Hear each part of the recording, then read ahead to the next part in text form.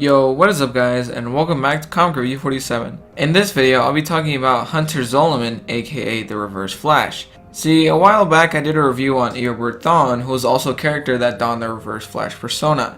Hunter Zoloman is also referred to as Zoom, not to be confused with Professor Zoom, who is Earbird Thawne. Zoloman first appeared in The Flash Secret Files and Origins number 3 in November of 2001, so he's a relatively new character to the comic book universe. In his first appearance, he was a detective who moved into Keystone City and was also divorced. As a detective, he specialized in metahuman criminals, also known as rogues.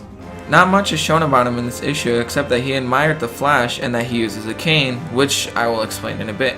In The Flash number 193, it is revealed that Gorilla Grodd actually broke Hunter's spine and neck, further crippling him as he barely survived. In issue number 196, Hunter Zoloman wants to ask the Flash a huge favor, which is to let him use the Cosmic Treadmill. For those of you who don't know what the Cosmic Treadmill is, let me explain. It's a device originally used by the Flash Barry Allen to go back in time. Now, as there's a very complicated issue with time travel, the Flash doesn't really want to use it unless it's crucial to saving a time travel issue. If he screws up something in the past while using the Cosmic Treadmill, the very fabric of time and space could be ruined. So the Flash rejects Hunter's offer to go back in time and change his past. After trying again and again to convince him and failing, Hunter feels a sort of resentment towards Flash, who as of this time was Wally West.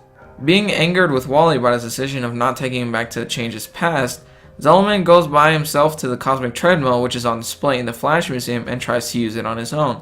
He reads a manual, which you have to wonder who took the time to make a manual to a machine that should never be used in the first place. Anyways, he tries to set the date to several years back, but of course this backfires and actually explodes on him. These were only small steps of what would soon be his origin story, which was finally explained in The Flash number 187. Now in this issue, we see Hunter's first appearance in the Reverse Flash suit. Anyways, we finally get to know the reason that he wanted to go back in time to change his origin. Not only did he want to fix his broken spine, but he also wanted to go back even further into his past to fix his childhood. As a child, he didn't have any siblings and his mother and father had barely spoken to each other. His parents didn't really care for each other or for him. Later on in his life, at the exact day of his graduation of high school, his mom called to report about her husband who was actually a killer. What his mom didn't know is that his dad came early from the lumberyard and had an axe in his hand. He killed his wife, and when the police arrived, he refused to surrender and was shot down and also killed, which led to Hunter Zoloman being an orphan. He wasn't really sure how to feel since his parents never loved him and he never really did either. But what he was sure about was that he wanted to stop killers like his dad. He switched his career subjects in college in order to study psychology, criminology, and sociology, which would lead to him understanding why people can be so murderous. He met the love of his life named Ashley, who was his first and only girlfriend. They both went to university and received FBI training on how supervillain minds work. Hunter and Ashley eventually got married a month before their graduation from university. Hunter would eventually become so good at solving crimes that his ego went through the roof.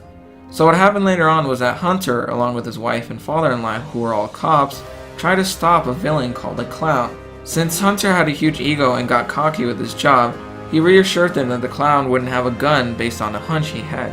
Well, it turned out that the Clown actually did have a gun and shot his father-in-law, instantly killing him. He then shot Hunter's knee, which would leave him half crippled. After this incident, his wife filed a divorce and nobody would forgive him for what he did. Now, that really seems like a great and tragic origin story for a supervillain. Going back to what I said about him using the Cosmic Treadmill and actually making it explode accidentally, this incident granted him the same powers as the Flash and also rapidly regenerated his body so that he could finally walk again. Seeing that Earbird Thawne, the previous Reverse Flash, was presumed dead, he wanted to take up the mantle as the new Reverse Flash, also known as Zoom. All he did to come up with the name Zoom was simply cross out some of the letters of his last name Zoloman, which spelled out Zoom. Now, one of his major story arcs is in Rogor, which spans from The Flash number 220 to number 225. During this event, a lot of things happen. We see that Zoom actually figured out how to create sonic booms by snapping his fingers, which is a tactic originally used by Earbird Thawne, the previous Reverse Flash. In this storyline, Zoom wants to go back in time now that he'll finally be able to use a treadmill with super speed and go back in time to fix his tragic past. Zoom is actually a pretty understandable villain since all he wants to do is change everything to how it should have been. Anyways, we can also see that he teams up with Eobard Thawne. Zoom is actually so messed up that when he fights with the Flash, he uses a sonic boom to make the Flash's wife, Linda, suffer a miscarriage. As Zoom tries to go to the past, Wally West tries to stop him in the process. They go back a few moments earlier to Linda's miscarriage. Although Flash wants to stop this incident that happened in the past, there's nothing he can do and he has to accept it.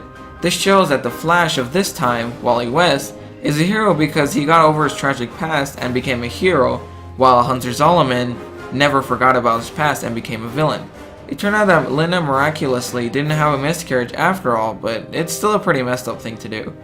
You're probably wondering what the main differences are between Hunter Zoloman and Eobard Thawne. Well, there are actually three main differences. The first is that Hunter Zoloman's eyes have bright red pupils and bluish black outsides when he has his mask on, while Thawne looks regular. Another difference is that Zoom is more of a Wally West Flash villain, while Thawne is more of a Barry Allen Flash villain. The last main difference is that Hunter Zoloman works outside of the Speed Force and only slows down time to make him seem faster, while Thawne works within the negative Speed Force. Although this was changed later with the DCU story arc of the Flash, as I explained in my other video. Hunter Zoloman isn't as widely recognized as Eobard Thawne, but he's still a pretty great Flash villain.